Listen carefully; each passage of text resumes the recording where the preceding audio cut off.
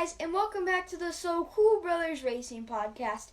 I'm Justice Sokol Racing, or the Lawman. And I'm Colby Sokol Racing, or Little Smoke. And this week for Friday Night Sports, we're going to talk about football.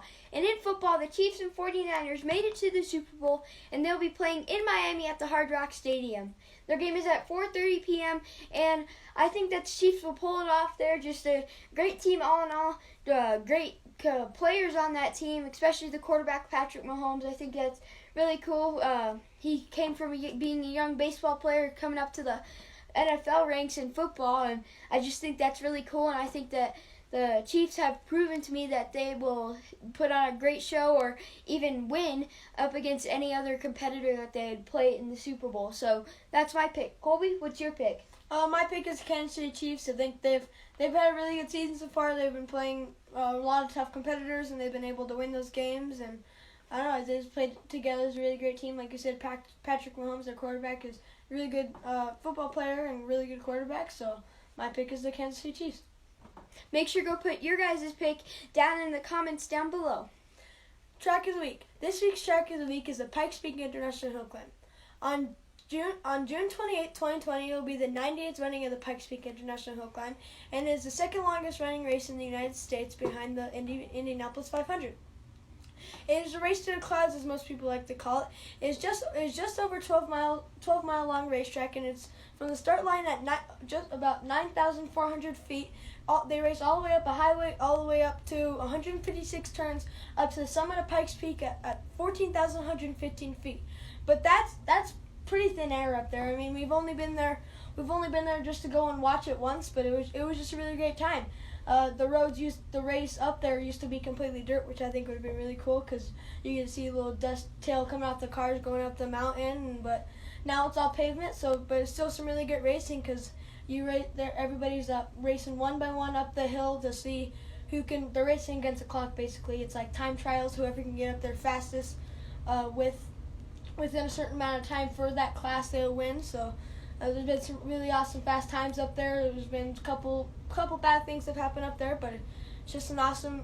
There's a lot of history and nostalgia there, just from what I've heard, because my daddy used to help like Mike Ryan and even his brother just race up the hill. So we have a little bit of family history there, but it's just a really awesome race. Even I don't know. I think one day if maybe we had the chance, would you race it? Because I don't know, if I had the chance and someone gave it to me, I think I would try and maybe do that race someday.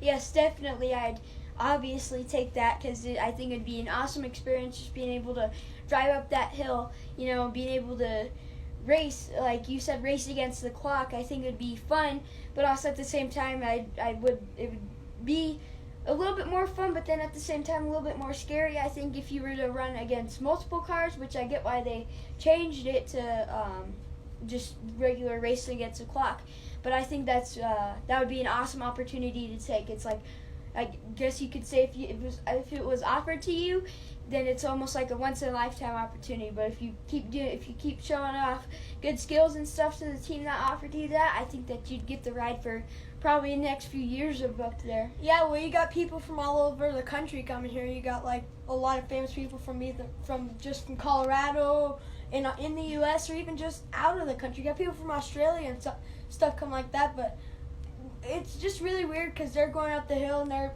having to keep steady and not breathe so much. I wonder if they actually have like an air tank and they're just putting air through their helmet.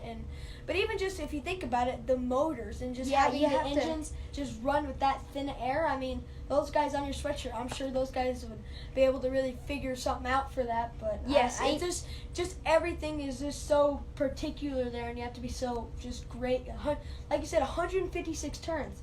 You have to make sure to know when to gas it and brake it, not burn off your tires, and just be safe with the car because you don't want to spin out because you only have one time going up the hill, and the only practice you have is like maybe just short little segments of the racetrack. Yeah, they have 3 sections on that racetrack, and I don't know. It's like you were talking about. You have to know about the motors because back in the day, my dad was telling me that they didn't have any lambda, which is your air to fuel mixture, so they didn't have any of that to read. So they were kind of judging it off of like what they thought it would be like going up the hill after their practice. They were like, okay, it was but now like that. Technology's advanced, the technology has advanced a lot more to where it's Like, you have Lambda now, it's where you can actually tell, oh yeah, air to fuel mixture is right there.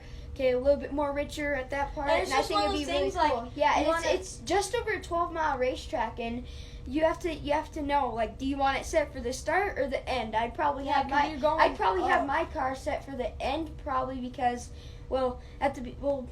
actually, I know, not sure. at the beginning, because you kind of want it, because you want to go fast at the beginning, but when it gets up there, it starts to slow down, or you kind of want to go slow and then go up like that. I don't know.